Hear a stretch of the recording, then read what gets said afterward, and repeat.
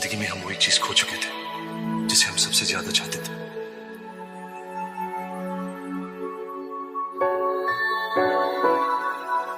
अंजलि की किस बात पर राहुल को आया गुस्सा?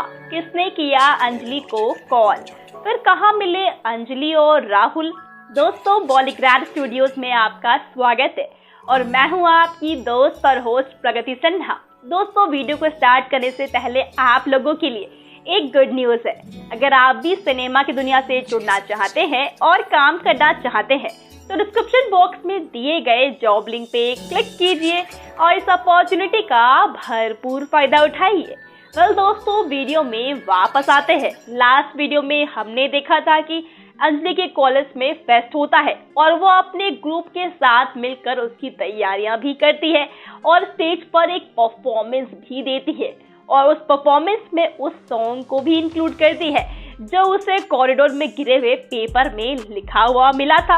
राहुल इस फेस्ट से दूर लाइब्रेरी के कोने में बैठा अपनी ही दुनिया में खोया हुआ था। तभी उसे गाने की आवाज आती है जो उसके कानों को बहुत जानी पहचानी सी लगती है।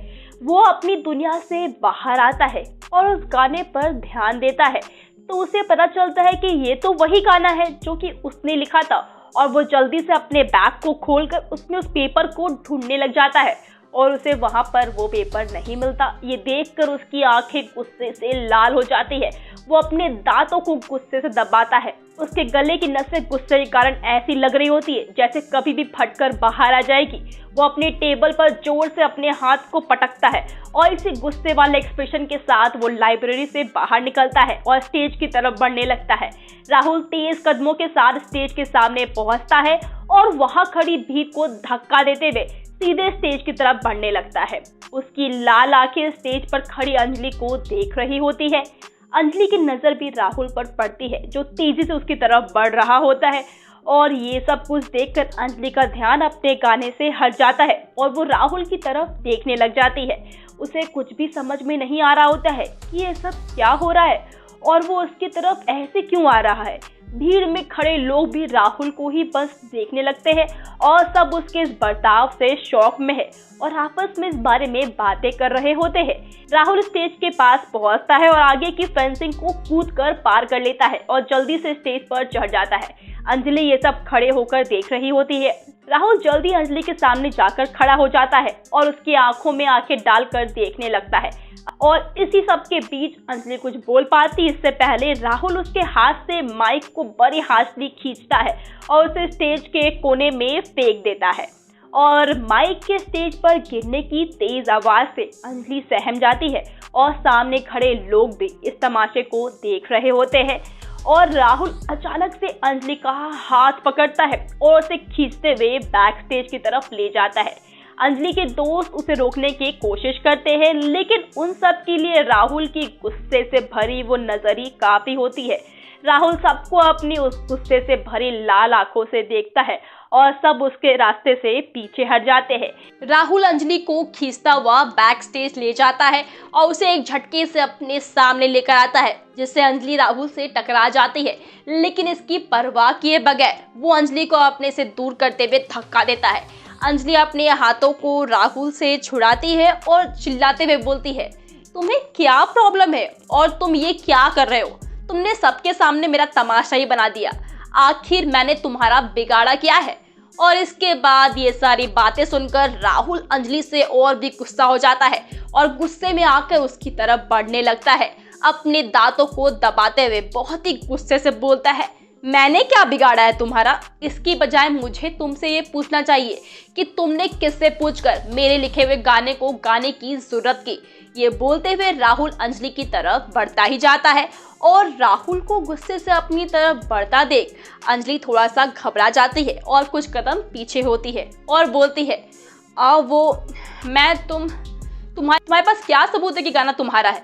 ये सुनकर राहुल बोलता है, अच्छा तो मुझे अब सबूत देना पड़ेगा। तुम होती कौन हो मुझसे ये सवाल करने वाली? अंजलि भी अब आगे बढ़ती है और राहुल से बोलती है, हाँ मैं पूछूंगी। तुमने मेरा सबके सामने मजाक बना दिया तो मैं क्यों ना पूछूं? राहुल पीछे हटते हुए बोलता है, मुझे तुम्हारी ये बकवास नहीं सुननी। मुझे मेरा लिखा हुआ सॉन्ग वापस चाहिए। मुझे वापस करो अभी इसी वक्त। वैसे तुम्हें वो मिला कहाँ से? तुमने कहीं मेरे बैग से तो नहीं चुराया? अंजलि राहुल की तरफ आगे बढ़ती है और अननोइंग एक्सप्रेशन के साथ बोलती है, ओ हेलो, चोर हो गए तुम, ठीक है। मैंने कोई तुम्हारे बैग वैग से ये सॉन्ग चोरी नहीं की, वो तो मुझे ये क्लास के बाहर गिरा हुआ मिला था। और ये सब कुछ सुनकर राहुल बोलता है, अच्छा तो तुमने ये कबूल तो कर लिया एटलीस्ट कि ये सॉन्ग तुम्हारा लिखा हुआ नहीं है। ये सुनकर अंजलि बोलती है, तो मैंने कभी कहा भी नहीं कि ये सॉन्ग मेरा लिखा हुआ है। और ये बोलते हुए अंजलि अपने बैग से वो पेपर निकालती है और फिर आगे बोलती है, मुझे तो बस ये सॉन्ग काफ़ी अच्छा लगा था और इसके लिरिक्स अच्छे लगे, तो बस मैंने इसे गा दिया। राहुल उसकी ये बात सुनकर उससे बोलता है, क्या तुम्हें सच में इसके लिरिक्स इतने अच्छे लगे? और ये बोलकर वो एक बार फिर अंजलि की तरफ देखने लगता है और राहुल को ऐसे देखते हुए अंजलि थोड़ा सा नर्वस हो जाती है और उसे ऐसा महसूस होता है कि उसके गले में कुछ फंस गया है और बस वो राहुल को देखती है और उसे देखकर कुछ बोलना चाहती है पर वो बोल नहीं पाती है। तभी वहाँ मिस मारिया आती है और अंजलि को राहुल के सामने से हटा लेती है। मिस मारिया राहुल को देखते हुए बोलती है, हे यू, तुमने हमारे ग्रुप के परफॉर्मेंस को पूरी तरीके से बिगाड़ दिया। हमारी अंजलि कितने अच्छे से परफॉर्म करी थी, कितना अच्छा गाना गा रही थी और सब कुछ कितना अच्छा चल रहा था, पर यू स्टूपिड बॉय पता नहीं कहाँ से आ टपके और सब कुछ एकदम से बिगाड़ दिया। हम लोगों की इतनी सारी मेहनत को खराब कर दिया, सब पानी में चला गया और उल्टा तुम ही मेरे स्टूडेंट से सवाल कर रहे हो। ये देखो बेचारी अंजलि का हाथ कैसे खींचा तुमने, उसके हाथ पर निशान आ गया है। और ये बोलकर मिस मारिया अंजलि के हाथों को पकड़कर उसे सहलाने लगती है। राहुल की नजर अंजलि के हाथों पर पड़ती है जिस पर कसकर पकड़ने के कारण निशान पड़ गया था। उसे देखकर राहुल को भी बुरा लगता है, हालांकि वो बिना कोई एक्सप्रेशन के साथ अंजलि को देखता है और उसके हाथ से वो पेपर लेकर वहां से चुपचाप चला जाता है। अगले दिन अंजलि सुबह उठती है और तब उसके दिमाग में बीती रात की सारी बातें चल रही होती है और इसी बारे में सोचते सोचते वो बाथरूम में नहाने के लिए जाती है और फिर नहाकर वापस आ जाती है।